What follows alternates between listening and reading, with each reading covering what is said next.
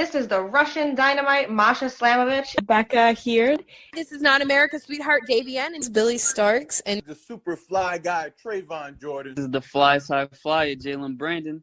Hardcore Princess, Jules Malone. Hi there, this is the Bubblegum Princess, Alexia Nicole. This is the Brazilian Wonder Woman, Christy Jane. This is the baddest black belt, Chennai Kai. This is Kid Bandit. The smash hit Joel Bateman. This is Robin Renegade. Cody Hawk. Brutal Bob Evans. And you are listening to Wrestling with Entertainment, one of my favorite podcasts in the whole wide world. This is Alexander Crowley. And the Mother of Mayhem, Lilith. You're listening to Wrestling with Entertainment. Hello, and welcome to the show. It's Wrestling with Entertainment, the only audio experience on the web today. The trusted choice for interviewing all your favorite wrestlers every Tuesday and Wednesday on YouTube and Castbox. Sponsored by Rogue Energy and Player One Coffee. I am of course your host, James J. And it's a great day for wrestling, because we are wrestling with the Mother of Mayhem, Lilith, the Death Dealer, Alexander Crowley. Collectively, they are the Church of Crowley. Hey, how's it going? Hello. How are you two? We're great. We're just getting ready for some shows this upcoming weekend. And what do you have coming up? So Saturday, December 3rd, I will be defending my PPW Lightweight Championship in Kingsville, Texas. And on Sunday, we will be with TWL in Mission, Texas, where I will get a chance at their heavyweight title against Alex Arsenal. Ooh. All right. And where can we find you on social media and merchandise if you got it? So you can find myself on Instagram at a.crowley_, and my Twitter is @crowley_, and I believe they have two or three Y's at the end. It's been a little bit since I've had to say them out loud. And you can find Lilith. You can find me on Instagram at TheOnlyLilith, and on Twitter, I am the Lilith. Pro wrestling tees? Merchandise? We do not have pro wrestling tees. We actually use Teespring, which the link for that is in my bio on Instagram and on Twitter. All right. And you don't have to go looking for these links or these websites. Nothing to type in. Simply go into the link into the description of the video below, but on YouTube and Castbox, click the link. You will be there. All right. Now you work for Hybrid Wrestling. Can you tell us about your relationship with the company? I do not. That is where we were trained. Oh, my bad. Yes, no, you're good. So we trained at Hybrid for about a year and a half or so, under Funaki, Chris Marvel, and Mark Aguilar. Okay. Now, you mentioned that you are the PPW Light Heavyweight Champion. And you also are the first ever. What does it mean to you to capture that title and to actually be the first to ever hold it? It means a lot. That is now my second title that I've held in a fairly short career. We've been in the industry about 3 or 4 years total. And honestly, we built such a great relationship with Josh, who is the promoter at PPW, and it's just an absolute honor to have somebody with that caliber and that respect in the industry to allow me to hold a title that they just released, like being the inaugural championship or champion for PPW means a lot. I think it's so much because the fan base there that he has, and they've been following us for so long, is every time we go there, it feels like we're home. So I think to me, it means everything, really. Is there anything you'd like to add to that, Lilith? Obviously seeing him get that title and being a part of that experience and that journey? Oh, I mean, the journey itself, watching him start as, we've been working on who we are as a gimmick for years. We actually created both of our characters before we were in the wrestling, like a fully wrestling world. So we come from a background where you build your foundation of who you are as a company or as a brand before you get yourself out there. But in the wrestling world, you build your foundation through the fans. And from my perspective, not only as his manager, but in real life, his wife, seeing the way people just tend to gravitate towards him, his energy in the ring, it's really inspiring and wonderful to see as not only his partner, but as his wife. Now, you just mentioned, because you are more story-driven characters. Correct. Is that that was one of my questions. Did you come up with this beforehand? Was it something you kind of came up with during training? Was it something you were taught? Where did this all where did that kind of start, where that you wanted to be more story-driven? I think we've been story-driven from the beginning. I actually come from an acting background. So for me, it's a way for me to live a persona that I've always had inside of me, and just pretty much myself, but 1,000. As for Crowley, he came up with his concept. So a lot of the concept, and not just myself in general, but really a lot of the things we do come from a lot of different aspects of entertainment. I grew up listening to, Ozzy Osbourne, and I remember the song Mr. Crowley. And that name was actually an idea from one of my closest friends, one of my best friends. And that got me into digging more about who Aleister Crowley was. And then another colleague looked at me outside of gimmick, and I wear these big gold glasses, and he thought of David Koresh, who was a cult leader in Waco. And so that's kind of where we took a lot of this darker imagery from. And then also, if you're a fan of Supernatural, you'll see the name Crowley in there. You'll see all of the demons have blackout eyes. So that's kind of, it's a little bit of mishmash of everything. I grew up idolizing guys like Sting and Vampiro and Ultimate Warrior, these guys that wore face paint. And that's kind of another part of what instilled the change in the persona over the last year. I unfortunately broke my collarbone last year in a match. Yeah. Right before all of our Halloween shows. So it was really huge. It just, was devastating. Yeah, it was devastating because we had all these great shows lined up. Because, you look at us, it's how we scream Halloween. So we were really excited for that. And so with the injury, it was one of those things like, all right, well, if we're going to come back, we can't come back exactly the same. We've got to do something.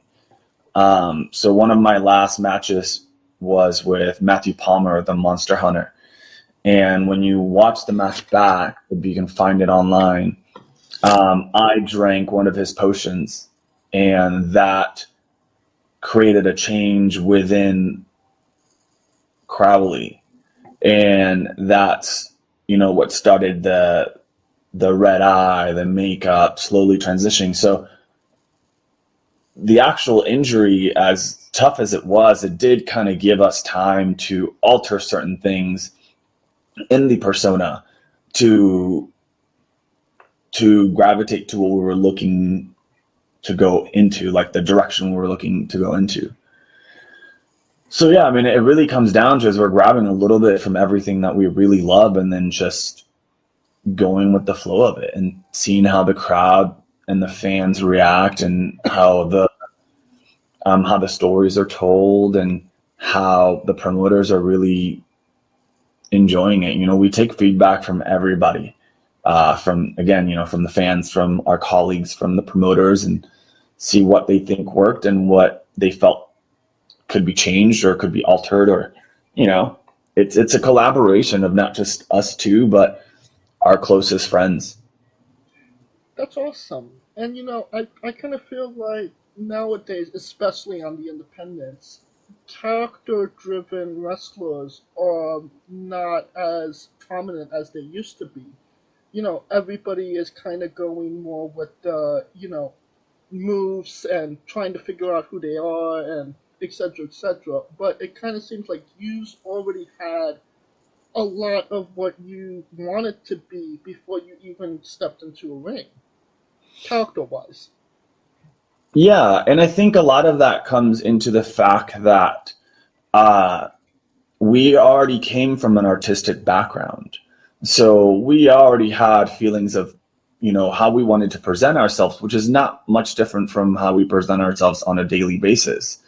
And so I feel like a lot of schools, and I'm not trying to knock on anybody or say that a school is better than the other. But I think when it comes down to it, I think that's something that schools should focus a little bit more on, is helping their students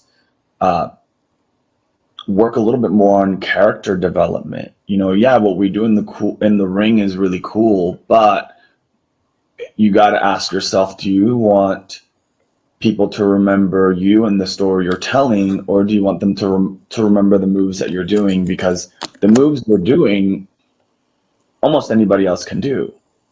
So you've got to, you've got to bring that mystique, Right.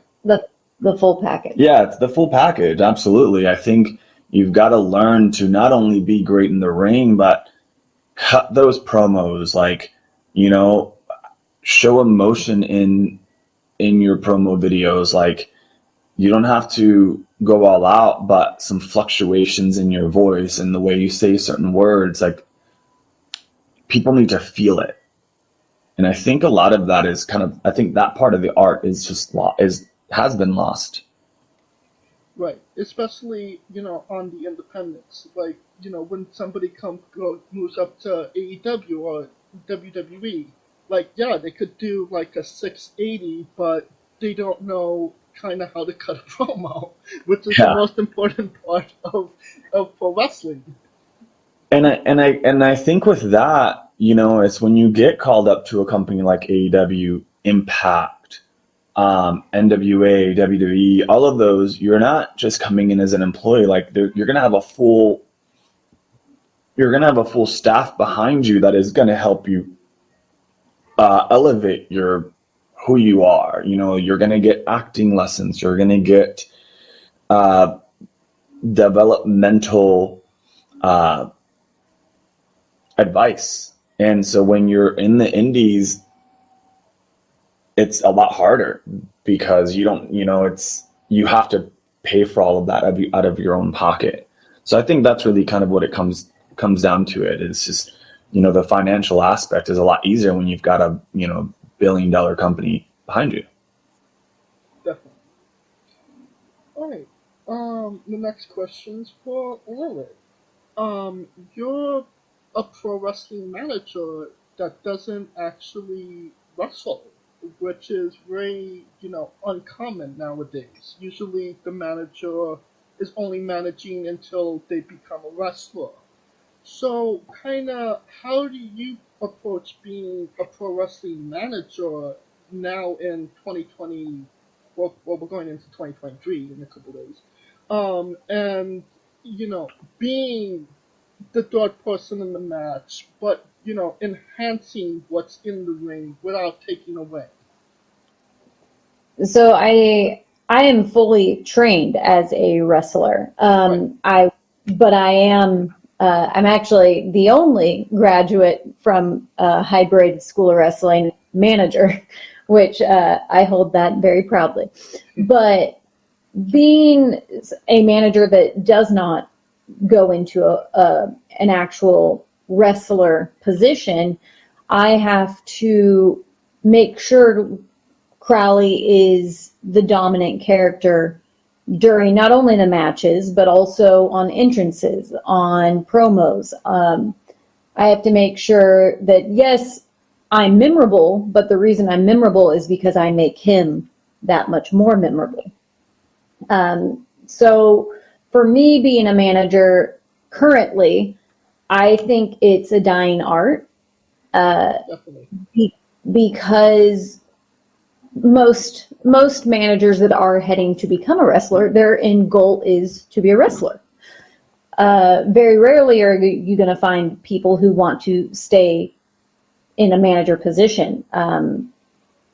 In my opinion, I think there needs to be more managers because, like we've said, people can do the moves in the ring, but if you can't speak on a mic or to a camera, that's going to hinder you. And, I think the larger companies have realized this in some of their talent, and that's why they bring in managers to then speak for their talent. So I do believe more managers need to come forward so that we can create these storylines in and out of the ring while the match is happening. And currently, I only know one other true manager in Texas that, he puts forth beautiful work with all of his talents, and that's Nigel. Yeah, Nigel Rabid. We also gotta give credit to Nastico. Oh, absolutely, yeah. Absolutely. It is. I would say female managers need to be looked at a higher caliber, not just as valets, because I am not a valet, and if someone addresses me as one, I correct them, because I'm not here to be a pretty face or some kind of symbol. I'm here to do my job and make sure that Crowley looks the strongest he possibly can. Getting to maybe a more deeper subject, you were recently diagnosed with EDS. Yes. Can you kind of tell us about that, if you're comfortable? Oh, yeah, absolutely. So EDS is a connective tissue disease. So it's actually called Ehlers-Danlos syndrome, and it's considered very rare in the United States currently. 1 in every 200,000 people is diagnosed with it. What it is my body doesn't produce collagen correctly. So what happens is you think about your body being connective tissue is everything. So it affects muscles, it affects joints, it affects your eyes, your vision. It honestly affects everything in your body, and it's a lot of, I would say, pain. But to me, I've lived with it my whole life, so I didn't realize I was in pain compared to other people who are not in pain. So it's a lot of life adjustments. So being on the road it's gotten harder.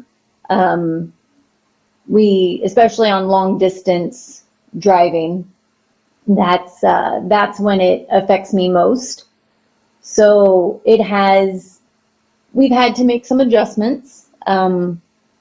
any of the promoters we've worked with since we found out my diagnosis have been amazing. They understand completely that it's not something I can control. Right. If I have a situation that arises from, just lack of sleep, driving, lack of water, anything that can happen on the road, the people we've at least worked with thus far understand that sometimes I may be out of commission. Right. So thank you to everyone who has worked with us thus far. Well, I'm curious. You said you've had this all your life. How did you? And you said that you are trained to be a wrestler. How did you go through training with this? Well, we didn't know. We didn't know. So it was through training. I've always been like an athletic person. So I think what happened a lot was I bruised and had weird injuries throughout training. But again, you try to brush it off because everybody gets injured during training, and that's kind of what they teach you, to be a little tougher. I'm also not young, so when I went into wrestling training, I told myself, like, okay, I'm not here to be a wrestler, so I'm going to learn what I need to learn, but I'm not going to overwork myself. And then I tried to overwork myself, and there was a few times that I almost walked away because I was in too much pain, and again, had no idea why. But I did get through all of training. So, unfortunately, we won't see Alexander Crowley Lilith tag team match. No. In the very beginning, we talked about maybe doing one match ever. We actually did have one match booked in October, and then I was hurt, so we weren't able to actually do that match. Okay. So it was your fault. Yes, it was. But at the same time, we look at it as now we know what could have possibly happened to her in there, and it's kind of like, again, it's like that double-edged sword. Is, we were out of commission for a couple of months, but we were able to do things that we wouldn't have been able to otherwise. Mm-hmm. For sure. All right. Now, you wrestled Trey Miguel. I did. What was that experience like, being in the ring, but obviously a guy that's very out there and very high level wrestler?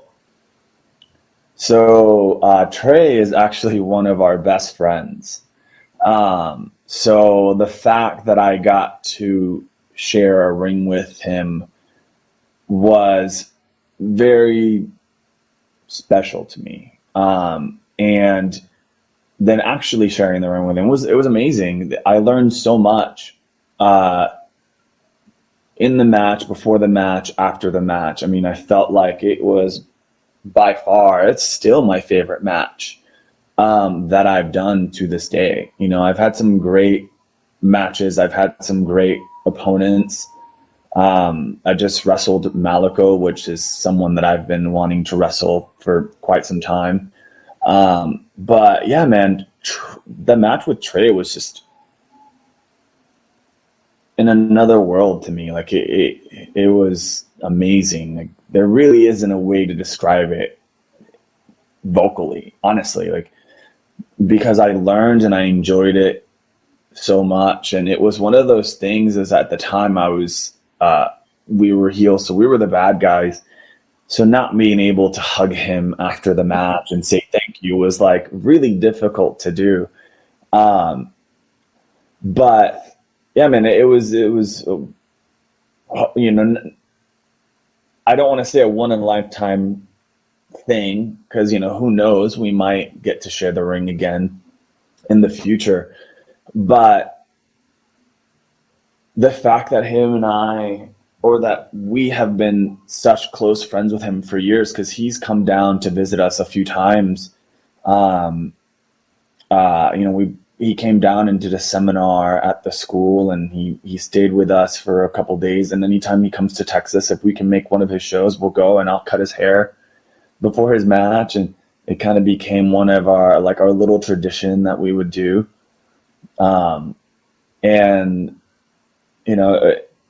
I think to me, it's, again, I can't say it enough. We love him so much. And, just getting the chance to share the ring with him was special, and will always be one of those matches that I hold extremely close to my heart. Lilith, anything you want to add to that? I adore Trey. He taught me a few moves for manager spots, that if someone tries to attack me on the outside, how I can counter without, getting hurt myself.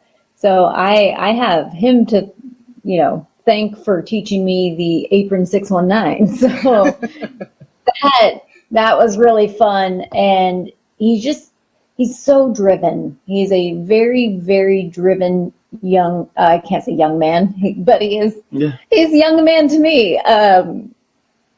I think he is one of the most talented wrestlers in the industry, and he can come in and make any match a 5-star match. Absolutely. He knows how to work the crowd. And it was, the funny part about our match was, he's Trey Miguel, so he came in as the face, and it was supposed to be like this huge thing, but it was in our town, and it was at our school, and it was all of our friends. We brought in about 30 plus people just between myself and Lilith. So we went out there, and we're the ones that got cheered. And he was like, all right, we're going to change things up a bit, So the fact that he was able to feel that in the crowd, he saw that the crowd was more pumped for us because we're the locals.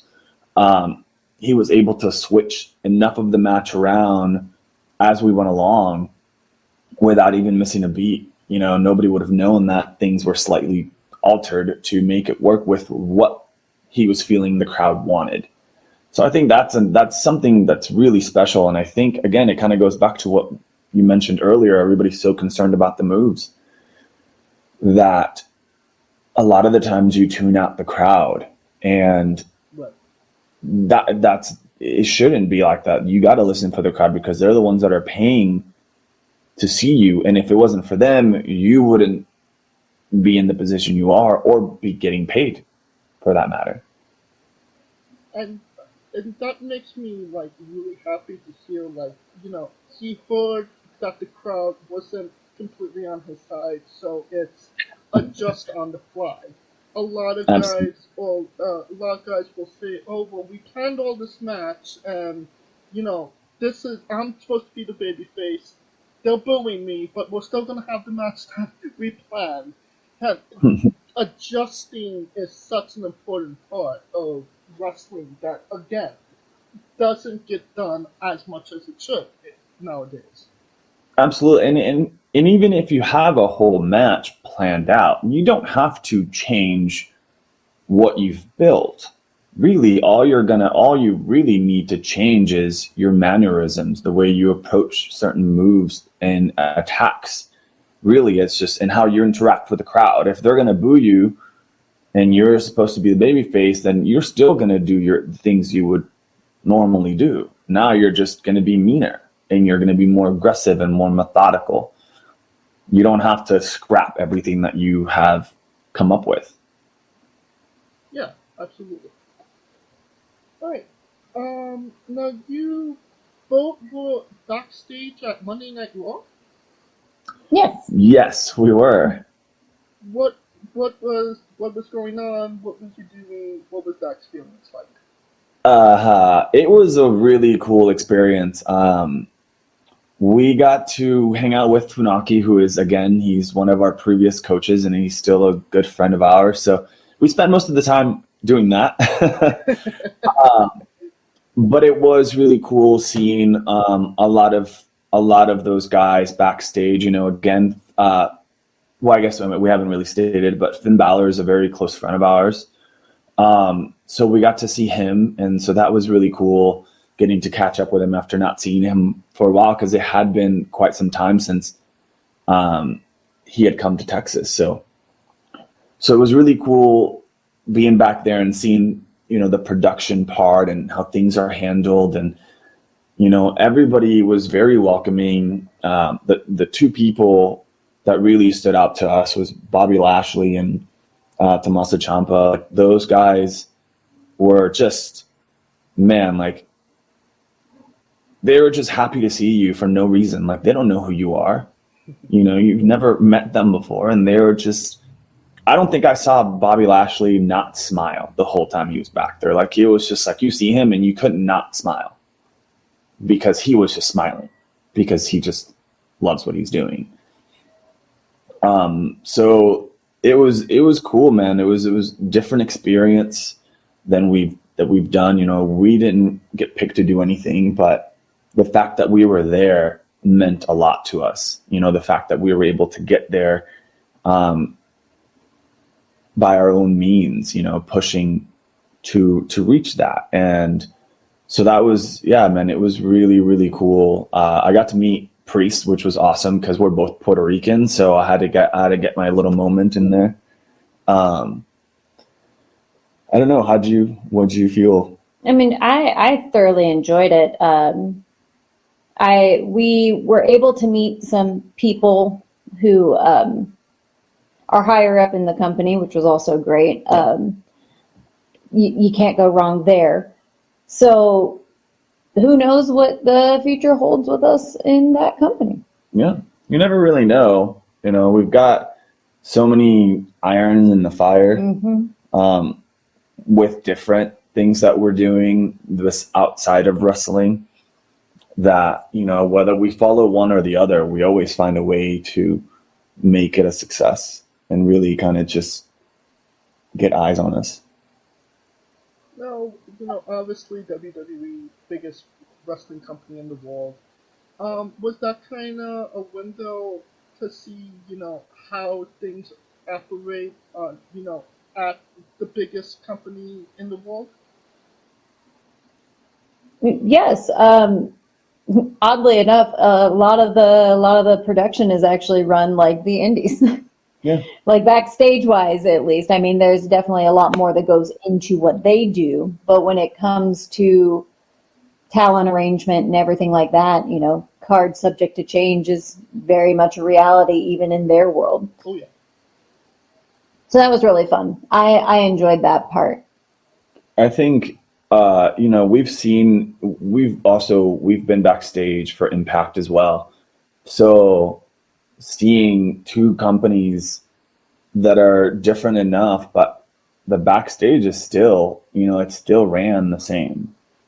You still have things, you still have things to follow. You still have agents. You have everything that you're going to see really, the only thing you don't see at an indie show is agents. That's really the only main thing you're not going to see at. And cameras, lots of cameras. And lots of cameras, yeah. Actually, like one or two. But yeah, I think that was really the biggest difference, is the fact, they do have agents, and it is the biggest stage that you could currently be on. So the production and the pyro is loud. Oh, so loud.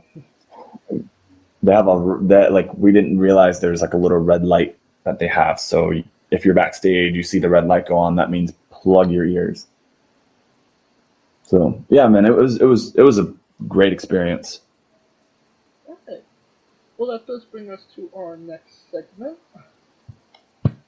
Lilith Alexander's Bizarre Adventure. Your pro wrestlers that walking down the road and weird, crazy, and bizarre things are bound to happen. Can you tell us a road story that fits that description? Ooh, that's a tough one. I think probably the craziest one was when we went to Cold Spring. Yes. Yeah, so we were driving to do a show a little bit further than Houston in this tiny little town. And we're just driving down this just narrow road. It's 2 lanes, dark. I mean, no lights, nothing. It was just something out of a horror movie. And you're like, all right, well, this is it. Like, this is where it ends. So we started doing some research on this town. And so, the backstory is that I do way too much research when we go to these small towns. Yes, she does. She loves, we love paranormal. We love anything like that. So she started doing a bunch of research and found out like this was one of the areas where Bigfoot, had been seen or have been rumored to be seen or whatever you may want to say or how you want to put it. So the whole drive, excuse me, she's just looking out the window, just hoping she sees Bigfoot. I was waiting for it. Yeah, just waiting for it. And then the other bizarre thing was in the heart of the city, this was one of the towns, not at the time, but like... Not currently, but I guess maybe like the 1900s or something like that. But longer than most other towns or states or anything like that, they were still lynching people. Like in front of the courthouse downtown, they have a lynching tree. Yeah, so it was for people who were on death row. So they weren't doing it, with a needle. They were just there you go doing that. Okay then. So that was So that town was creepy all the way around. Yeah, so that was something else. I would probably say that's been our one story that we've really kind of, I guess, in the obscure, if we're going to talk obscure paranormally kind of thing. Weird situation. I mean, when you're on the road or you're staying somewhere, you can't really control what goes on around you. So we've stayed places with interesting situations that happen. Luckily, not to us. Not to us, but just in the place we were staying, things have happened, or random on the highway, near crashes or getting hit from behind, all of which has happened. So I think when you're on the road, I think it's inevitable you're going to come across something weird. Yeah.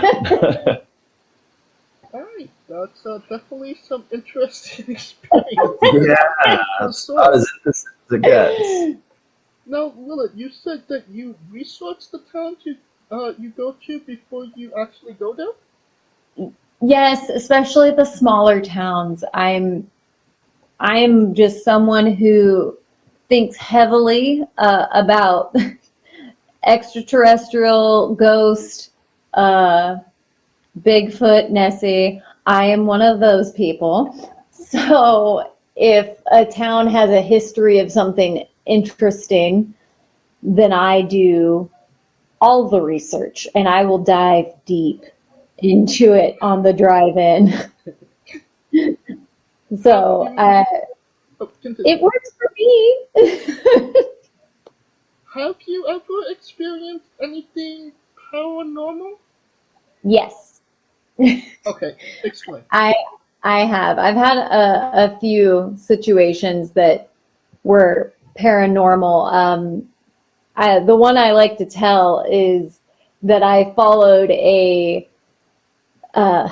only way to describe it is like a sphere of light out into the hill country outside of San Antonio into the kind of mountainous area towards Helotes. I followed it for a while because it was just hovering. It wasn't going fast. It was low enough that it looked like I could see the actual movement. And then it just abruptly took off. And I tell this story all the time to most people, just laughing or asking if I was high or, what have you. And I was fully sober. But that was one of the interesting one. I've had some paranormal, like ghostly encounters as well, where I've heard voices or seen things. Again, mind you, I believe in all of this. Crowley's over here looking sideways because he is the opposite. Full opposite. Even if he saw something, he would probably somehow try to rationalize it. Yeah, I would. But I think at the same time, like if I couldn't rationalize it, I would accept it and be like, all right, this is real.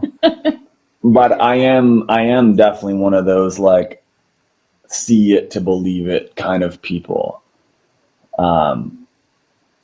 Yeah, it's how I was raised, and I've just always been like that. But I will say, like, one of our favorite genres to watch are paranormal documentaries. Like, they're just so entertaining, and they're so interesting. And when I'm watching them, that's when I'm kind of like, okay, maybe, maybe this is really like a thing. But at the same time, you know, it's like, all right, well, if it happens to me, and I get scared and, you know, I feel something is real, then I'll admit, you know, all this stuff, but I haven't seen nothing yet, so. Well, you're talking to somebody that firmly believes in the Loch Ness Monster, so. See? There are some things out there that are unexplained that just don't want to be explained, and that's why they're unexplained. Exactly. Absolutely. Okay. Can you tell us about Now Salon? I guess I'll take the reins on this. So Now Salon is my business. I've been in business for 12 years. It's kind of my baby. I have five stylists and an esthetician who all work there, and I've had this crew for at least 5 or 6 years. So they're very big supporters of us doing the wrestling world, and all of our clients are as well. They've seen us go through the entire process of becoming professional wrestlers and management. So it's really fun when we go back to our, you know, real life, quote unquote, and our clients want to know what the matches look like, or can they watch it, or they want to know details and ask all the questions. And so it's really interesting because it's not a salon that you would expect the clientele to want to know about wrestling. It's a very high-end salon. So the clientele reflects that of, you know, more of the CEO, business owner, higher level people. So usually wrestling is not something that intrigues them. Yeah, they're all about it. They love it. Alright, well, that does beg the question, who has the best hair in pro wrestling? Oh, no. Oh, that's tough. Oh, no. I'm gonna say for male long hair, it's gotta be Roman for sure. That thing is just shiny and sleek, and it never dries out. I need to know what he's using For yours? because I need it for mine. See, for me, I think Jungle Boy. Oh yeah, Jungle Boy, but yeah, he's got a mane. That's what I love. Yeah. I love 1980s hair metal guy hair.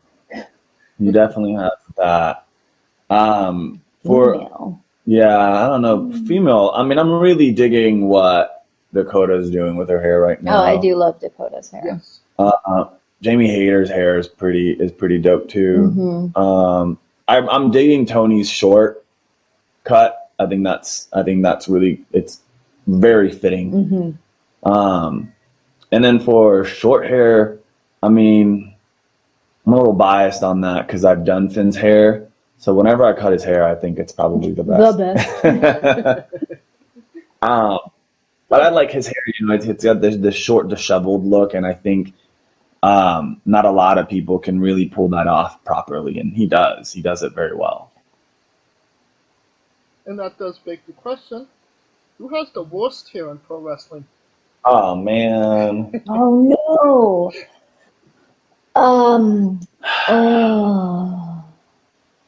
I guess anybody who's bald. Yeah, well, none. My answer right Yeah, there. I'm gonna have to. Yeah, I'm gonna have to say. I'm gonna have to agree with you because I'm not trying to get beat by nobody. That's tough, man. And what the reason that's tough is because you got to remember, because they're always on the road, they don't always have the same barber or hairstylist or anything like that. So sometimes they do have to go to whatever is available near them, or sometimes they need to see who is local and would be willing to come to their hotel and cut their hair. So it's tough to say. It's tough to say who has bad hair, because you can go to the same hair person forever, and then one day it looks great, another one it's not so great.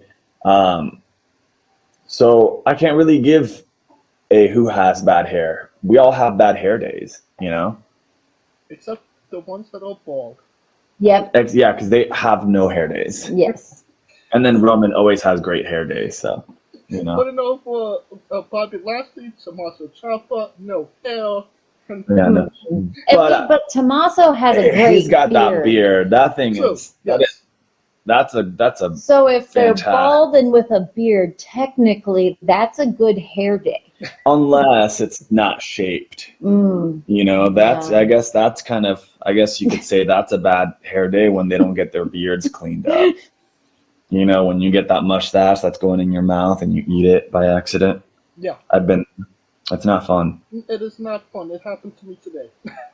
See, there you go. I just recently shaved and I regretted it. So I'm growing it back. Growing it back out. I was trying something different, I definitely need to trim for the holidays because the beard and the mustache is just getting a little too wild. So time to cut it off again.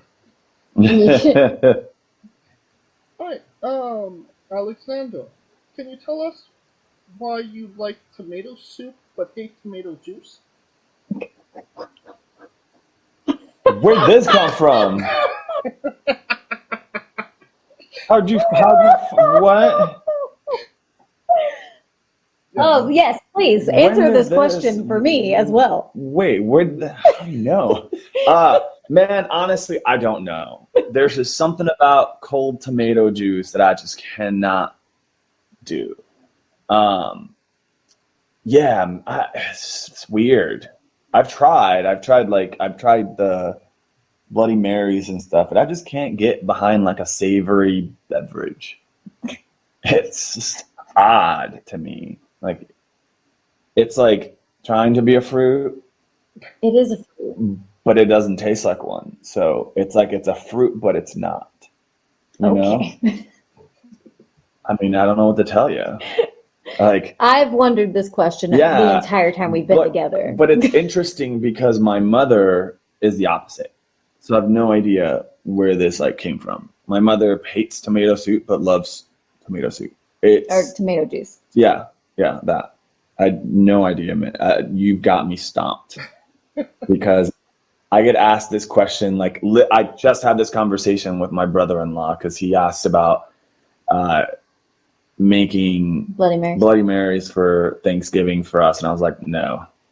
And I had no answer. I just said no. And he was like, all right then. So that's about as much of an answer as you're going to get. No. Now, Lilith, can you tell us about your onesie collection? My what? Your onesie collection.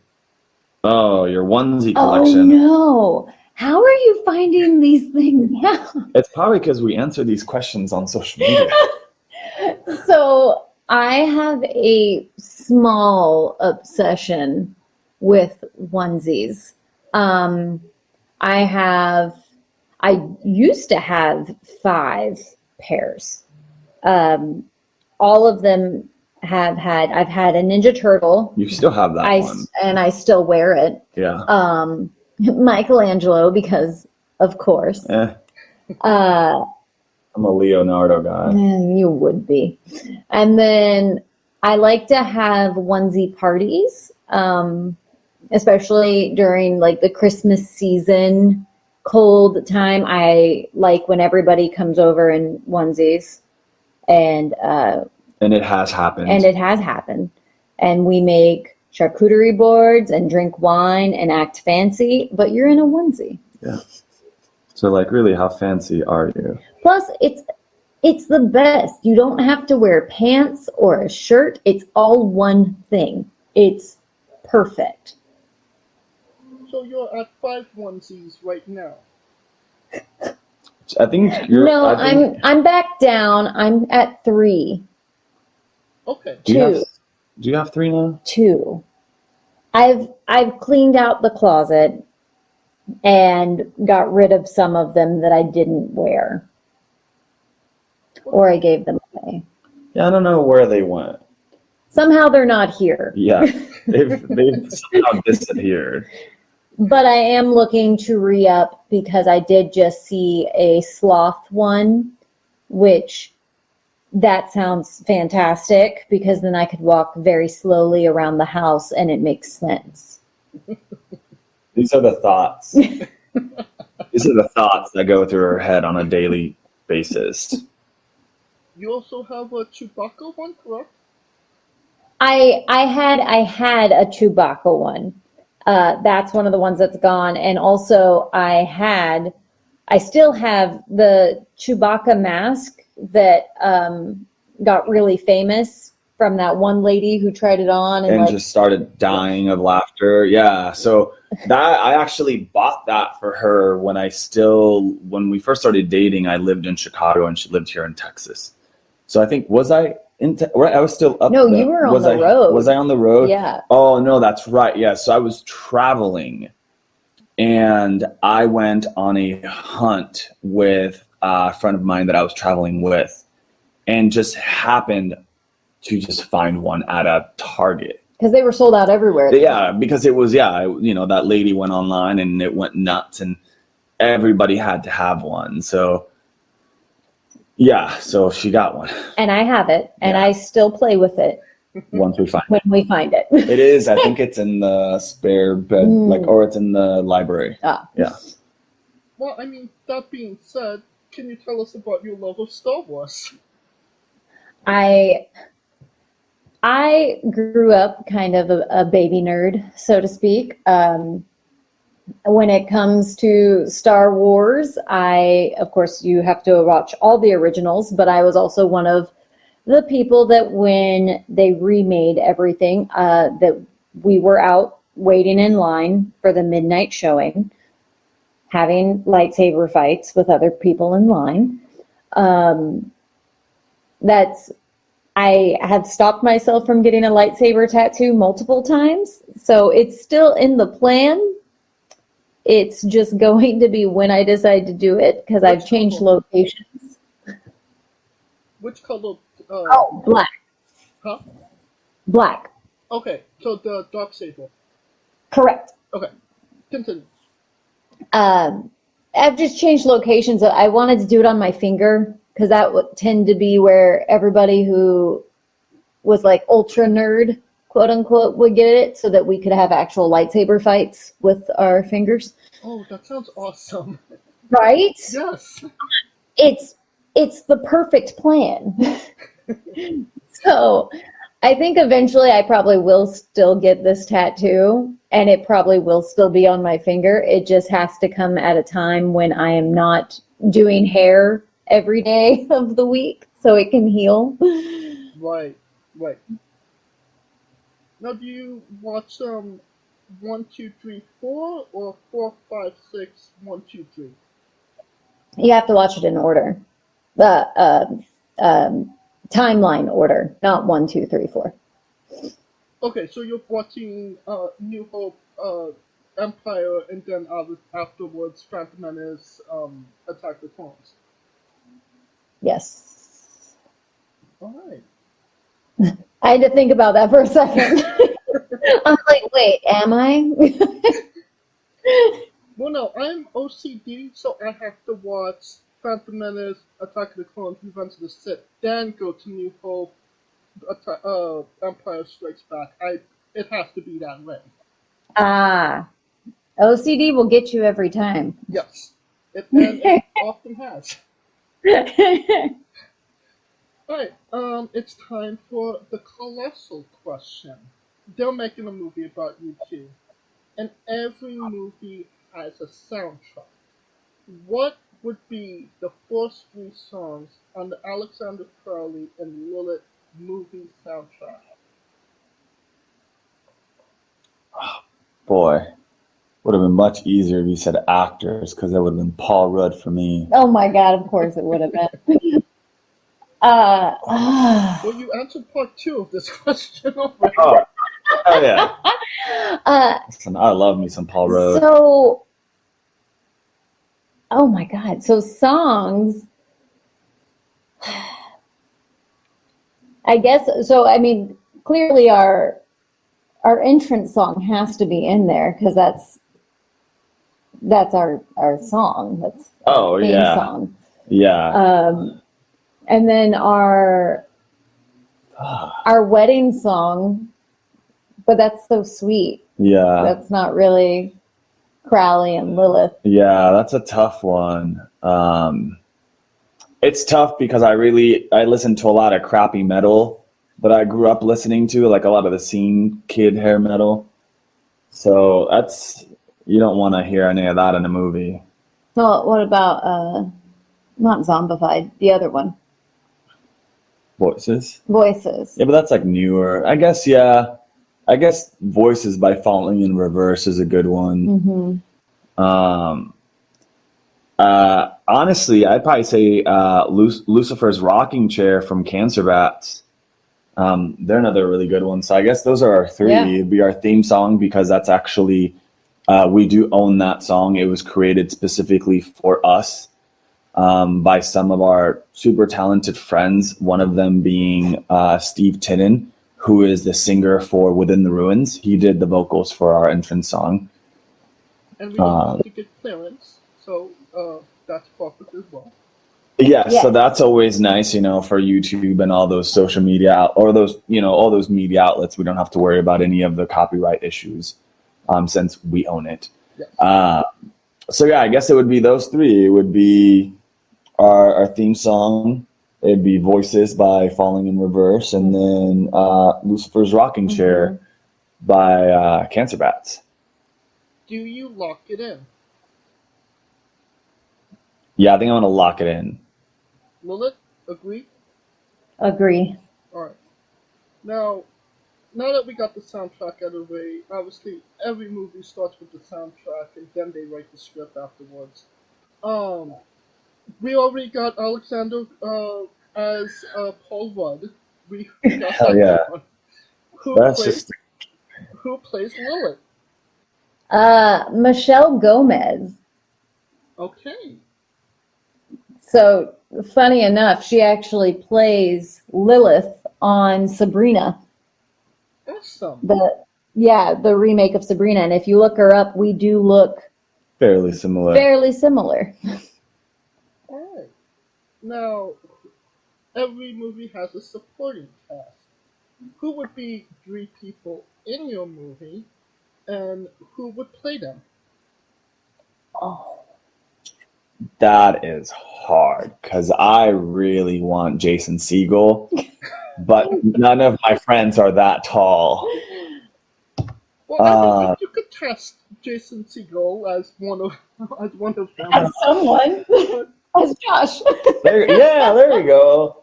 Jason Segel is my buddy Josh, who actually, he runs PPW. So we've got one there. There you go. And then... this one will just... It's hilarious because she's one of my best friends, and she's also a coworker. But her name's Kristen, and the actress that would play her would be Kristen Bell. Man. And when she hears this, she's gonna lose it. She's gonna lose it. She's gotten people that tell her that she looks like Kristen Bell, and you just don't hear the end of it ever. So I have to say her. Okay, so that's two. Mm-hmm. I would like to throw in my mother, and Goldie Hawn would play her.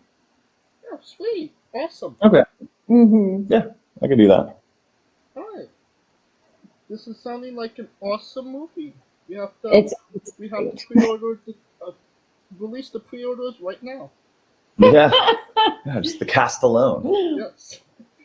All right. On to a controversial subject. Pineapple on pizza. What's your stance? Yes. 100%. Absolutely.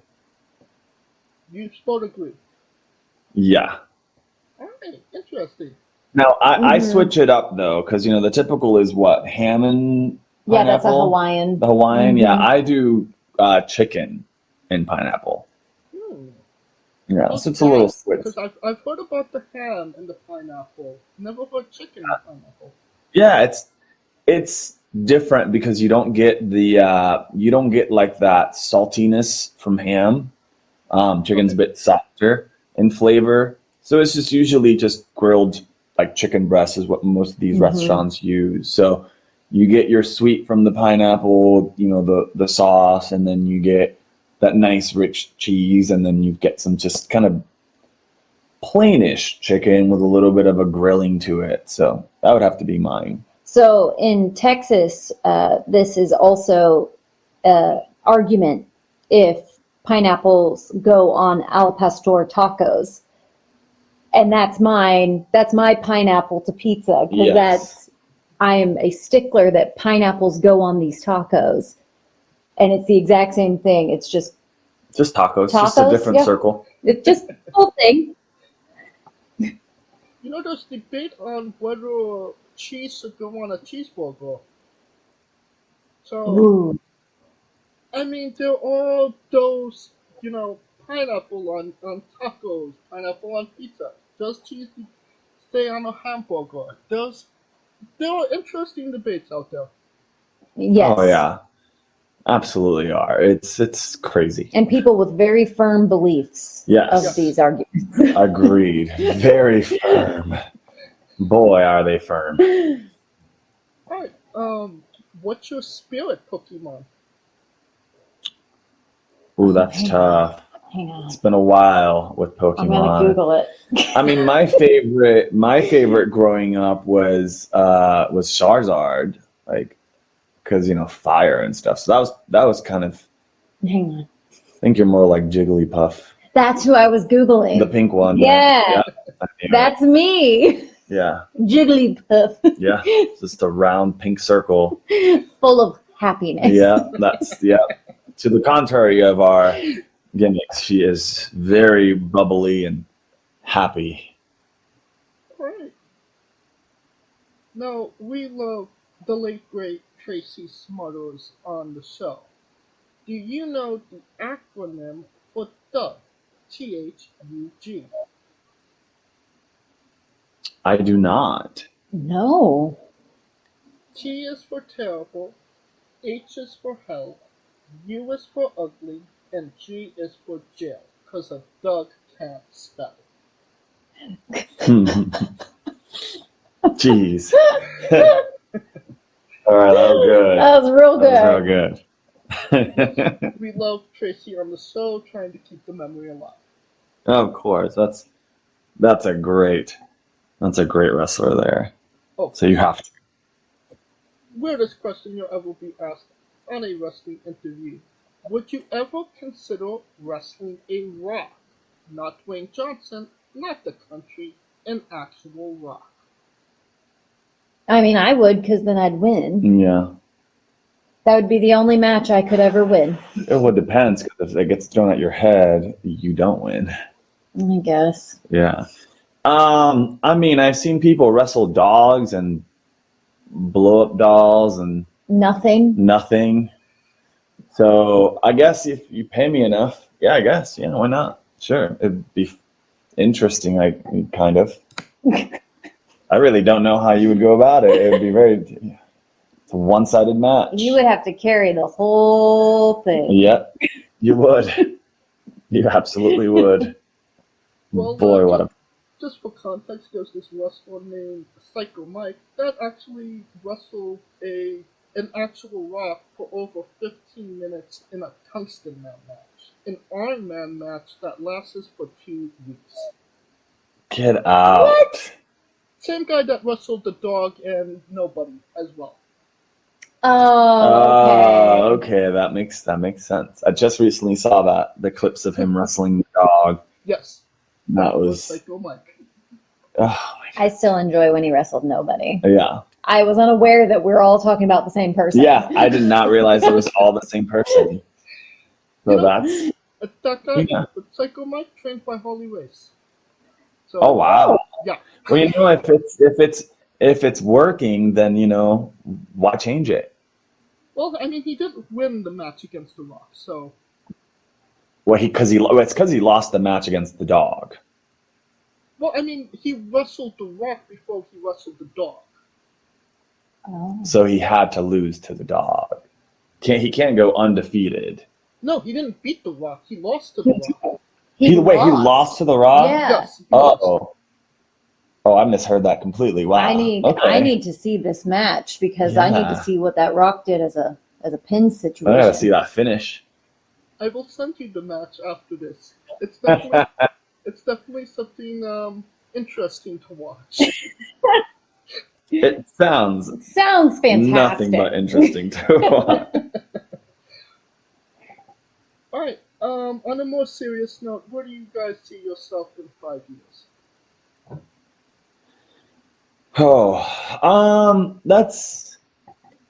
I guess it's kind of a tough one. I guess it isn't, but it is, because with wrestling, we're kind of just, we kind of just go as we feel. We don't really have a finish goal. We don't have a final destination. Yeah, we're just enjoying the ride. So, we're not like a lot of people are trying to get signed by a major company. And with us, we're in our 30s, so we kind of are just doing this because it's something we've always wanted to do as kids. So when we had the opportunity to jump on it, we said, hey, let's go for it. Let's have some fun. And one day we'll say, all right, this was good. Like, let's call it. And then we'll call it. But I know for sure, we're both in the midst of switching our careers. We're both in the midst of working our way out of hair. Lilith is or I guess technically you finished. She's graduated interior design school. Mm-hmm. Yeah, so that's been something she's been working really hard on for the last year. Almost two. And then back in October, I started a boot camp for coding. So we'll for sure not be doing hair. But when it comes to wrestling, I mean, we may not. It's really kind of just how our health is and where we are at that point in our lives, I am one of those people that I've never ever been like an ageist or anything like that because I look much younger than I actually am. Yeah, she does. So in 5 years, I'm going to be over 40. So that's something I have to think about. She has to get accustomed to the thought of being over 40. And as Lilith, I have to think of what I'm going to physically look like once you're 40. When I'm in that age group. So 5 years is a long time, but it's also not long at all. Not at all, really. When you think about it, how quickly time has been going, 5 years is just right around the corner. Mm-hmm. So, I mean, clearly, career-wise, I want to be in this new career that I just worked so hard to be in, and then I also still want to be having fun. If if that's where the road takes us in the wrestling world. But as for projection, there really is none. No, there really isn't. We'd be happy, people always ask us, oh, is your goal to get to WWE? And we're like, no, not really. If it happens, great. But it's because of our age, we're not expecting to get signed by a major company. And in reality, if we had an option to choose, as great as working for, such a large company like WWE, and I've said this in many interviews, whether written, video, or audio like this one, Impact would be a place that we'd love to go work with, mainly because a lot of our friends are there. And so that's kind of where we are at this point in our lives is I want to go wrestle my friends. I want to go have fun with my friends, because outside of wrestling, we don't have a whole lot of free time to see our friends. So if we can spend more time with, guys like Trey or Rich Swann or Willie Mack or any other, Sammy Callahan, like those guys, like, hell yeah, why not? Let's do it. I definitely respect that. That's, just go with the flow, so to speak. Absolutely. And what's a match people should go out of their way to see that best shows off what Alexander Crowley is all about?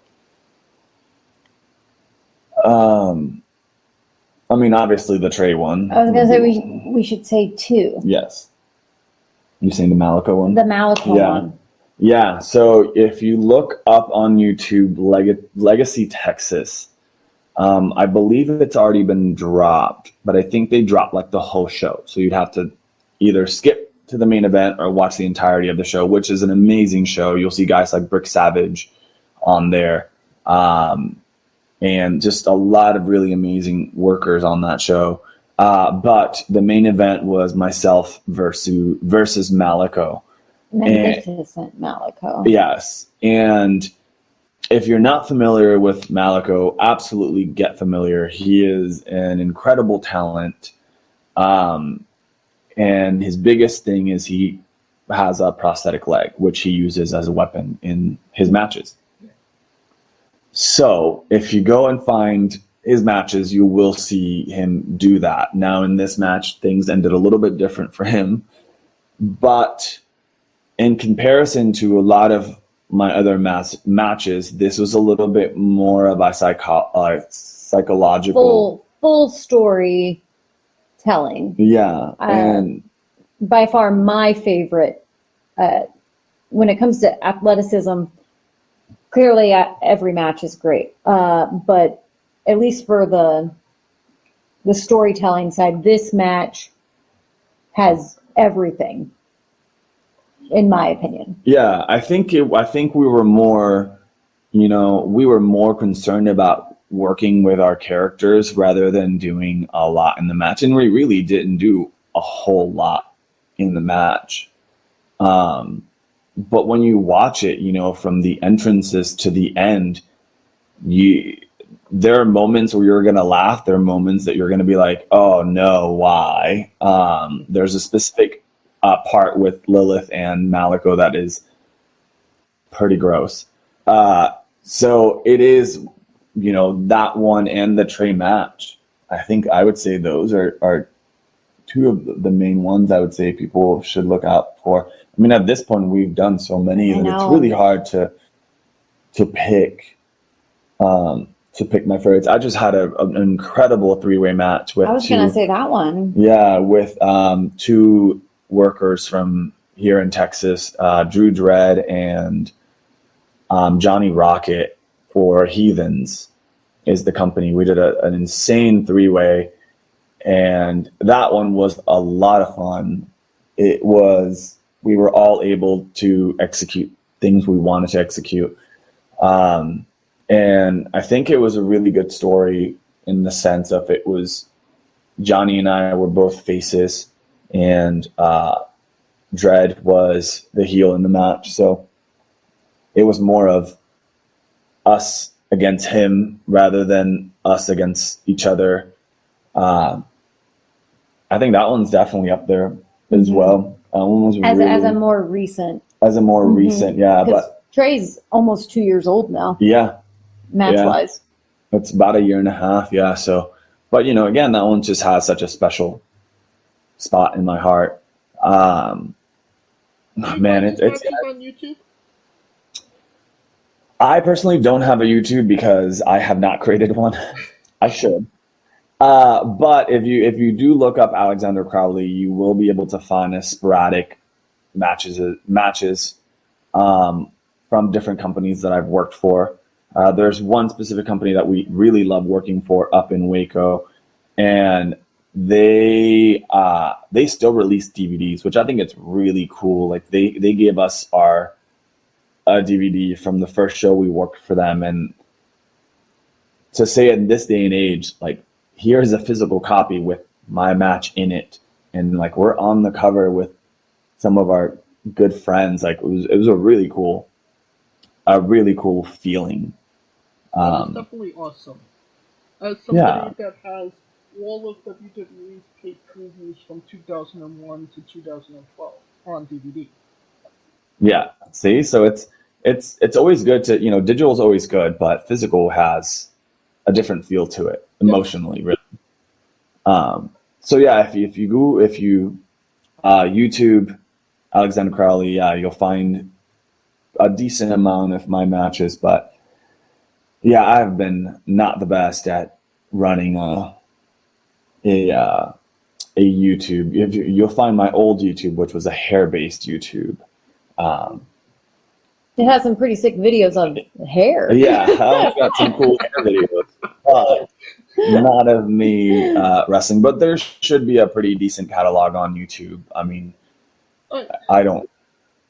I'll look for those matches you had mentioned on YouTube. I'll scavenge it to see, and I will put them in the description of the video below for on YouTube and Castbox for anybody that wants to see it, hasn't seen it after this interview.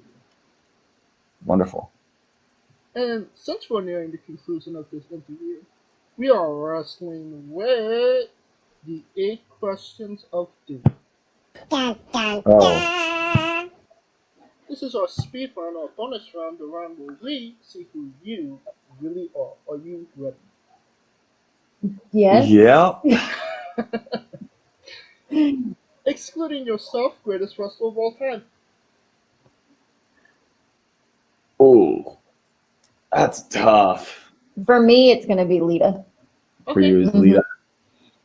I think for me, just because I got so much inspiration from him, and it's still somebody that I would very much love to share the ring with. I would this is just my personal opinion, is Vampiro. Like, I've loved Vampiro. Definitely a guy that doesn't get his flowers all the time. Absolutely agree. He's kind of just forgotten about a bit, and the dude he's amazing. Well, I mean, he did set Sting on fire that one time. That one time, yeah. Yeah, he did. Worst wrestler. Oof. Ellsworth. Oh boy. Yeah, he does get a lot. Yeah, I might have to agree with that.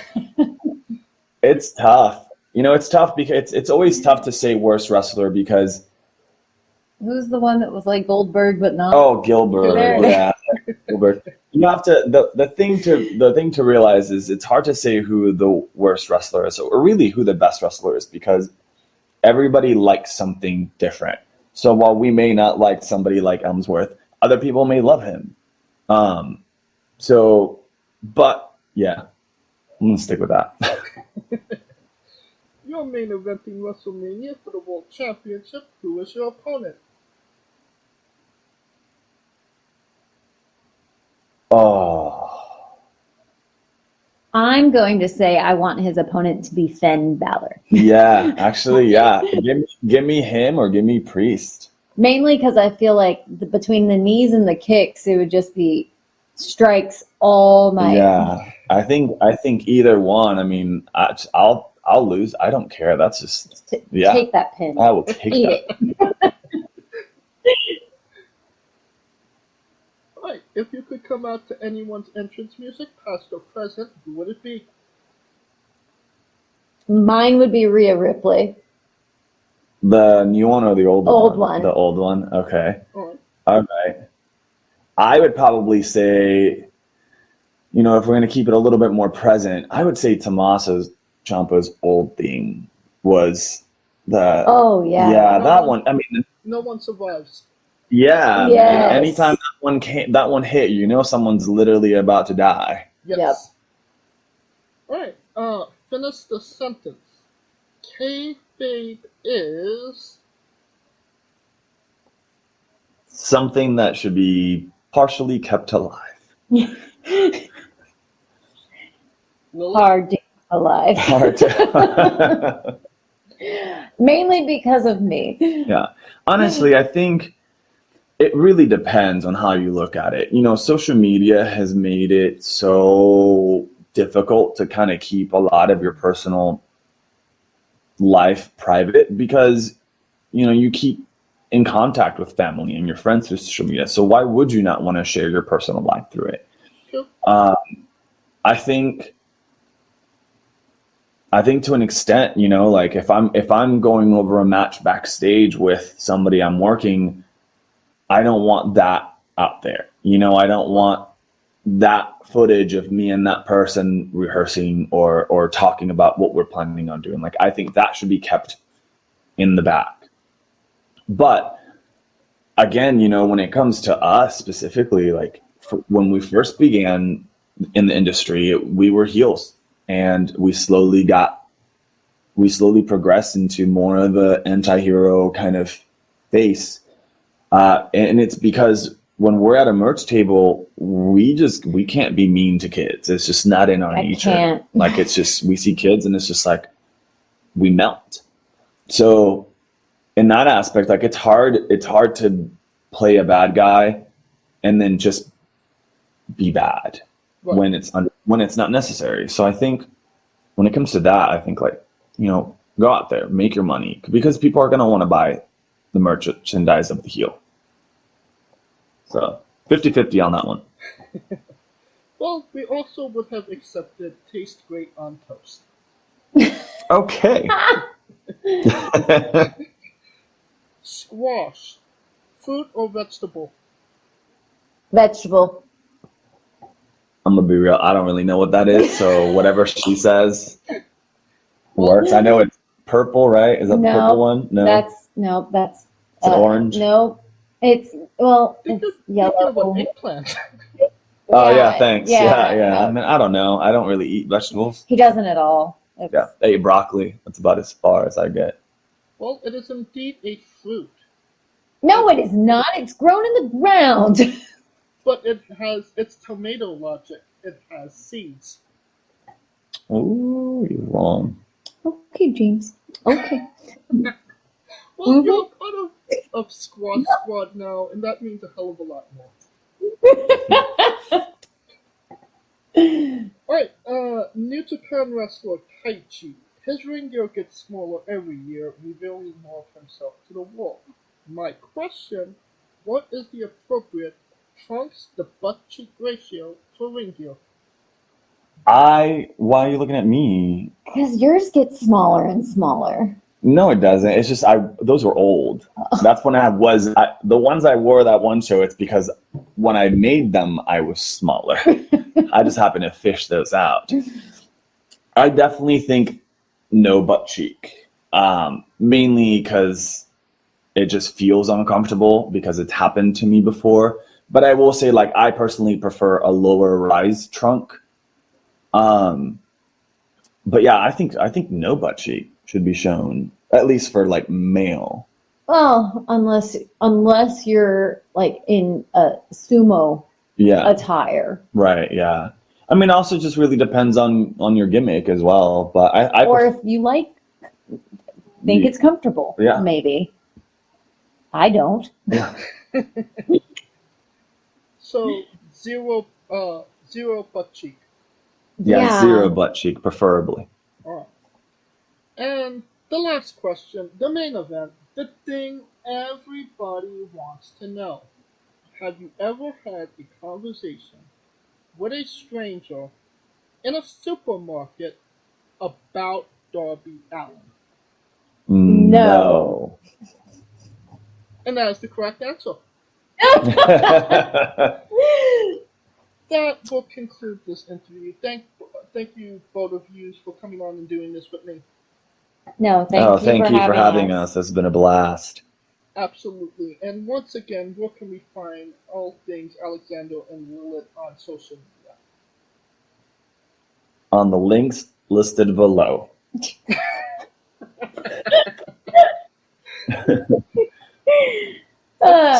So I don't mess anything up again. Of course, all links to your social media, Teesprings, will be in the description of the video below, but on YouTube and Castbox. Simply click the link in the description. A new tab will appear on whatever device you are on. You have no excuse. Buy a damn shirt. Yes. And of course, thank you for listening. Of course, if you like what we're doing, please like, subscribe, comment, vote on YouTube and Castbox. Join us January 3rd and 4th for our 4-year anniversary interviews.